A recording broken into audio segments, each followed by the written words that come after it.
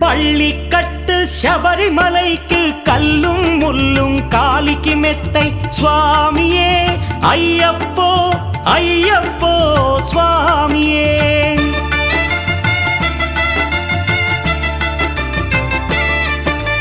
பள்ளிக்கட்டு சபரிமலைக்கு கல்லும் முள்ளும் காலிக்கு மெத்தை சுவாமியே ஐயப்போ ஐயப்போ స్వామియే.